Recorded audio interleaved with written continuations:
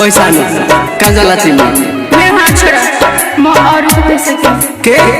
तिम्रो लागि म घर बार त्यागे बाबुआ मलाई त्यागे तिमी मलाई छोडेर जानी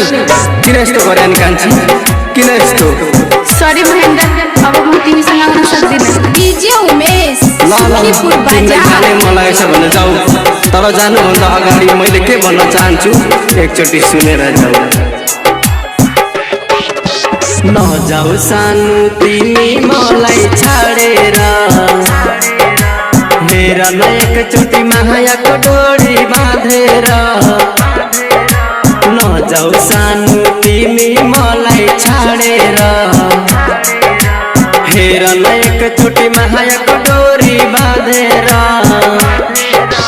बाँधेर हो बाँधेर नजाऊ छाडेर नजाऊ सानु तिमी मलाई छाडेर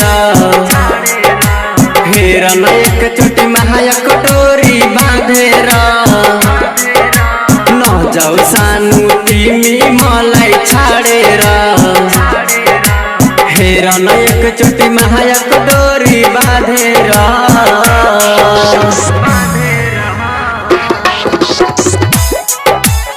छोडे घर परिवार जब काठमाडौँ आउँदा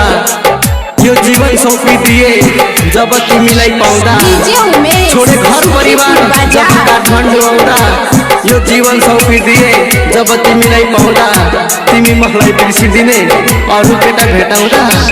तिम्रै लागि बाउआमालाई त्यागेको छु आफ्नो बाटो छोडेर तिमीतिरै लागेको छु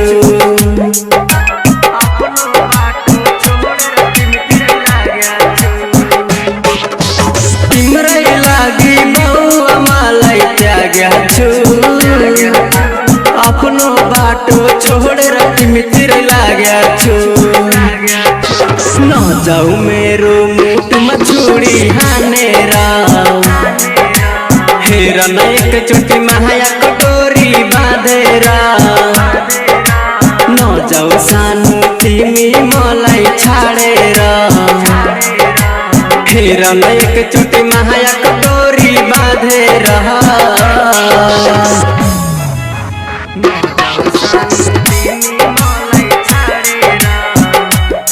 रिकॉर्डिंग बाय लक्ष्मी स्टूडियो तिम्रै लागि आकाशको तारा बनिदिन्छु चाहिए भने म समुद्रको किनारा बनिदिन्छु यदि तिमीले छोडेर गइदिए भने तिम्रै कारण पागल आवारा बनिदिन्छु चाहेर पनि मनको कुरा पाउँदिन तिमी बाहेक कसैसँग माया लाउँदिन सानु आई प्रमिस यु चाहेर पनि मनको कुरा पाउँदिन तिमी बाहेक कसैसँग माया लाउँदिन वन्स मोर हेर मलाई आफूतिर तानेर हेर न एकचोटी मायाको डोरी बाँधेर नजाऊ सानु तिमी मलाई छाडेर हेर न एकचोटी मायाको डोरी बाँधेर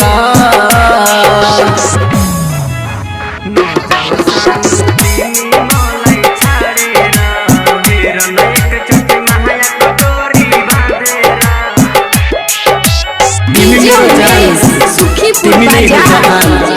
तिमी मेरो जान तिमी नै हो जहान फर्केर हेर मुखभित्र लेख्या छु तिम्रो नाम चन्दन सिकेन्दर बोल्दैन तिमीलाई झर्केर हेर न एकचोटी महेन्द्रलाई फर्केर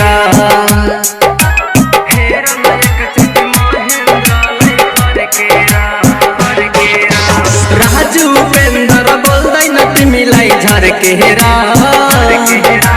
हेर न एकचोटी महेन्द्रलाई फर्केर